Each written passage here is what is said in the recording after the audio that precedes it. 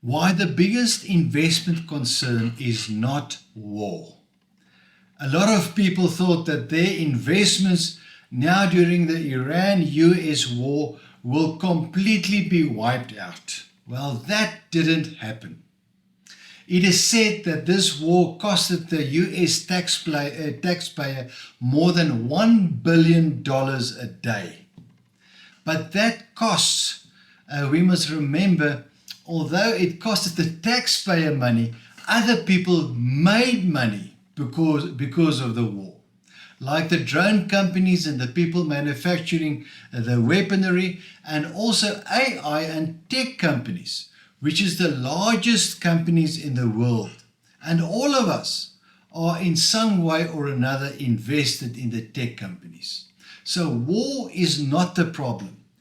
That what happens after the war, that is the biggest concern.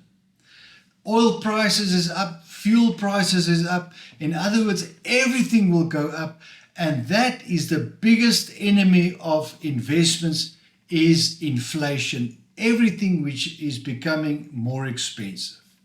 Inflation is like cancer. You don't see it, people don't panic about it, but in the end it destroys wealth. And we've seen that during the 1970s. In those 10 years, most wealth was wiped out, not because of market crashes, but because of inflation. So the most important thing that you can do now is to position your portfolio for inflation. Not run away, still be in the market, but position your portfolio for inflation. And how do you do that? Well, you have to own real assets. Most people want to fly into cash, but that is not the answer. Own equities, own property, own commodities.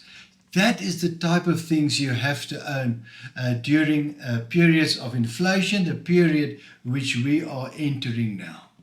And if you are unsure, if your portfolio is protected against inflation, you are more than welcome to contact us so that we can help you, assist you to be inflation safe. Happy investing.